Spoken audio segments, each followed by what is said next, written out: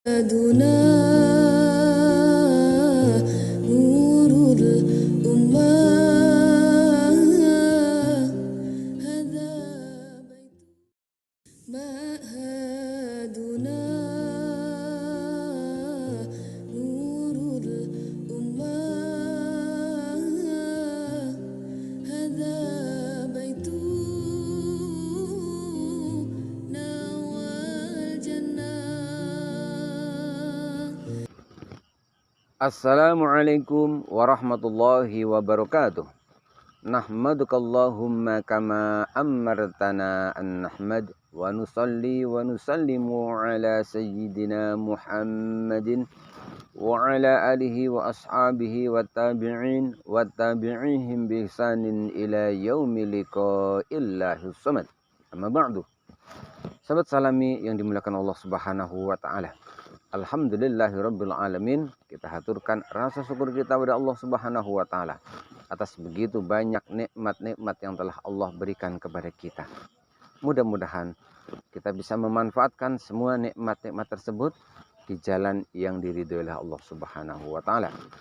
Salat dan salam kita haturkan kepada junjungan kita Nabiullah Nabi Agung Muhammad sallallahu alaihi wasallam. Mudah-mudahan dengan kesungguhan kita, dengan rasa cinta kita kepada beliau, maka kita akan mendapatkan syafaatnya fi yaumil qiyamah. Amin ya rabbal alamin. Sahabat salami yang dimuliakan Allah, alhamdulillahirabbil alamin. Pada kesempatan kali ini kita bisa melanjutkan kembali pembahasan kita mengaji, belajar tentang cara membaca Al-Qur'an metode salami.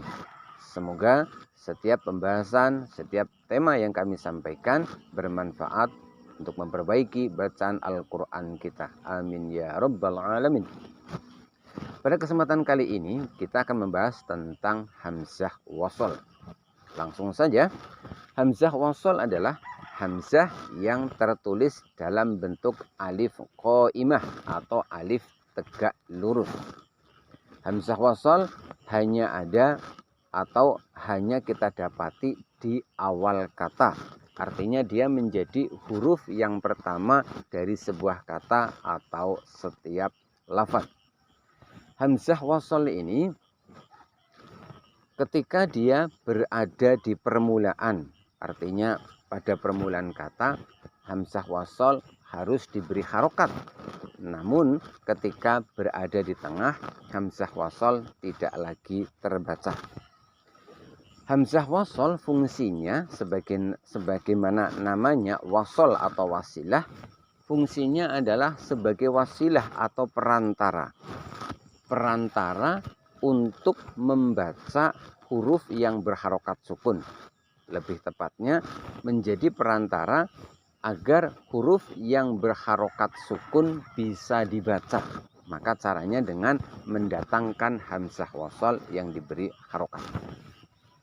Hamzah wasol ketika berada di tengah dalam keadaan wasol, dalam keadaan bacaannya tidak wakof, ini tidak lagi dibaca dikarenakan hamzah wasol ini bersandar pada huruf sebelumnya yang telah berharokat.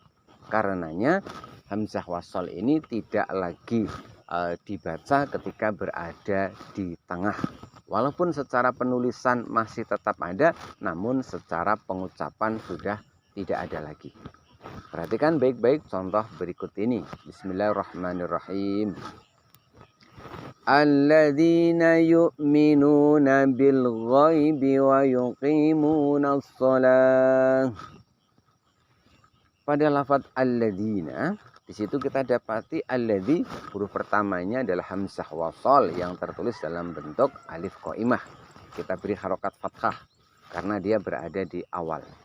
Kemudian pada lafaz bil ghaibi setelah ba kasroh di situ ada hamzah wasol, namun hamzah wasolnya tidak lagi dibaca karena dia berada di tengah, sudah tidak dibutuhkan lagi secara pengucapan. Begitupun juga pada wa yuqimunas shalah, pada as-shalah di situ kita dapati pula hamzah wasol yang bersama dengan huruf lam. Dan sekali lagi karena dalam keadaan wasol, dalam keadaan bersambung, maka tidak dibutuhkan secara pengucapan walaupun secara penulisan masih ditetapkan. Kemudian yang selanjutnya yang perlu kita perhatikan ketika kita membaca Al-Quran berkaitan dengan hamzah wasol adalah khusus hamzah wasol yang ada di permulaan ketika kita akan ibtidah mengawali kita membaca Al-Quran, membaca sebuah ayat.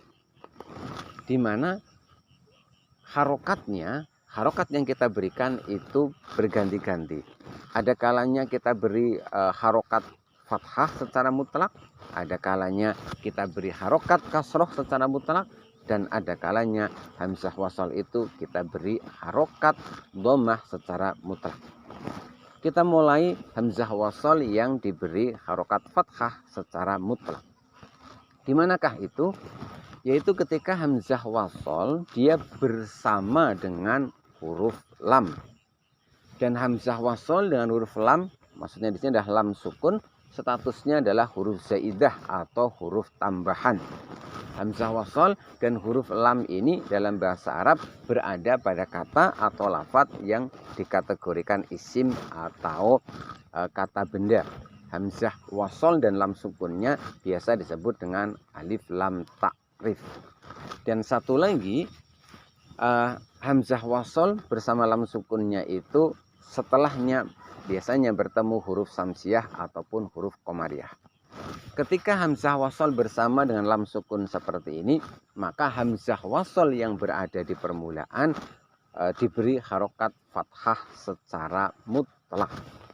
Perhatikan sekali lagi contoh yang pertama tadi saya baca. Alladzina yu'minuna bil ghaibi wa yuqimunas shalah. Pada alladzina di situ hamzah wasalnya bersama dengan huruf lam. Karenanya hamzah wasal kita beri harokat fathah secara mutlak. Kemudian satu lagi contoh berikutnya. Alhamdulillahi rabbil alamin. Pada lafaz alhamdu di situ hamzah wasalnya dia bersama dengan lam sukun. Sehingga hamzah wasalnya kita beri harokat fathah. Sahabat salami yang dimuliakan Allah Subhanahu wa taala. Yang berikutnya, hamzah wasal di permulaan kita beri harokat kasroh secara mutlak. Artinya tidak ada pilihan lain, hanya kasroh. Di manakah itu? Ketika hamzah wasal ini berada pada satu lafadz atau satu kata, di mana huruf ketiganya berharokat kasroh ataupun berharokat fathah. Dalam bahasa Arab, kata atau lafadz tersebut dimasukkan, dikategorikan fi'il amr atau kata kerja bentuk perintah. Perhatikan contoh berikut ini. Ihdinas siratal mustaqim. Pada lafaz ihdina, di situ kita dapati hamzah wasalnya kita beri harokat kasroh. Apa sebab? Karena huruf ketiganya yaitu dal berharokat kasroh. Lafaz ihdi ini termasuk fi'il amr, kata kerja bentuk perintah. Kemudian contoh berikutnya kali ini yang huruf ketiganya berharokat fathah. Idhab ila fir'auna innahu tagha. Pada lafaz idhab di situ hamzah wasal kita beri harokat kasrah. Kenapa? Karena huruf ketiganya yaitu ha berharokat fathah. Lafaz idhab dalam bahasa Arab termasuk kata kerja bentuk perintah atau fi'il amr. Kemudian satu lagi hamzah wasal yang di permulaan kita beri harokat kasroh, yaitu pada satu lafadz atau satu kata, di mana kata tersebut ini termasuk kata kerja atau fi'il, tapi fi'ilnya adalah fi'il madhi, bukan fi'il amr. Perhatikan contoh berikut ini. Iqtaraba linnasi hisabuhum wa hum fi ghaflatin mu'ridun. Perhatikan pada lafaz iqtaraba. Di situ hamzah wasal di permulaan kita beri harokat kasroh. Apa sebab? Karena lafaz iqtaraba ini termasuk fi'il madhi. Lebih lengkapnya lafaz iqtaroba ini termasuk fi'il madhi khumasi, yaitu fi'il madhi yang terdiri dari 5 huruf. Jadi sekali lagi bahwa Hamzah wasol yang dari permulaan kita beri harokat kasroh secara mutlak itu pada fi'il amr atau kata kerja di mana huruf ketiganya berharokat kasroh atau berharokat fathah. Kemudian juga hamzah wasol kita beri harokat kasroh pada fi'il madi, yaitu kata kerja bentuk lampau dalam bahasa Arab, di mana fi'il madinya masuk kategori fi'il madi khumasi, yaitu fi'il madi yang terdiri dari 5 huruf. Sahabat salami yang dimuliakan Allah Subhanahu wa taala. Yang terakhir, hamzah wasol kita beri harokat dhammah secara mutlak. Di manakah itu? Ketika hamzah wasol, maksud kami yaitu ketika pada hamzah wasol ketika huruf ketiganya hamzah wasol berada pada satu kata atau lafaz yang huruf ketiganya berharokat dhammah. Dan kata atau lafaz tersebut dalam bahasa Arab termasuk kategori fi'il amr. Perhatikan contoh berikut ini. Ud'u ila sabili rabbika bil hikmah. Lafaz ud'u, di situ kita dapati hamzah wasol yang di permulaan kita beri harokat dhammah. Apa sebab? Karena huruf ketiganya yaitu ain berharokat dhammah. Lafaz ud'u ini termasuk fi'il amr, kata kerja bentuk perintah. Kemudian satu catatan yang juga perlu kita perhatikan bahwa seringkali kita mendapati hamzah wasol yang di permulaan ayat itu tidak diberi harokat. Kebanyakan kita dapati misalkan pada seperti pada kata alladzi, alladzina dan lain sebagainya. Apa sebab tidak diberi harokat di situ? Di antara alasannya adalah karena bagi seorang pembaca Al-Quran, dia boleh saja menyambungkan, menyambungkan akhir dari satu ayat dengan awal dari ayat berikutnya. Jadi kita boleh membaca Al-Quran, kadang-kadang kita menyambungkan ayat satu dengan ayat yang berikutnya. Perhatikan contoh berikut ini. Sabbihisma rabbikal a'la alladzi khalaqa fasawwa.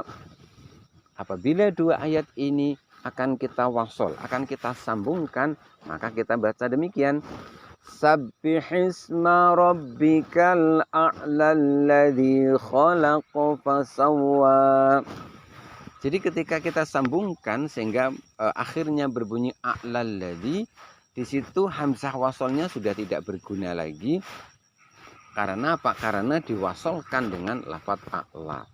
Karena itu sekali lagi hamzah wasolnya tidak diberi harokat karena memberi kesempatan kepada pembaca Al-Quran, barangkali ada yang membacanya tidak wakof di satu ayat, tetapi dia mewasolkan satu ayat dengan ayat yang berikutnya.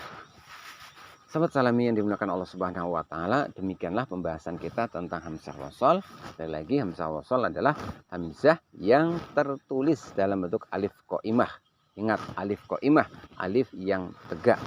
Hamzah wasol ini diberi harokat ketika berada di permulaan, dan ketika berada di tengah, ketika dia menjadi penyambung dalam keadaan wasol, dia tidak lagi dibaca karena hamzah wasol ini dia bersandar kepada huruf yang sebelumnya. Hamzah wasol itu fungsinya adalah sebagai wasilah, perantara atau penyambung agar huruf yang berharokat sukun bisa dibaca. Mudah-mudahan pembahasan kita tentang hamzah wasol ini bermanfaat untuk memperbaiki bacaan Al-Quran kita. Bila taufiq wal hidayah, wa ridha wal inayah. Assalamualaikum warahmatullahi wabarakatuh.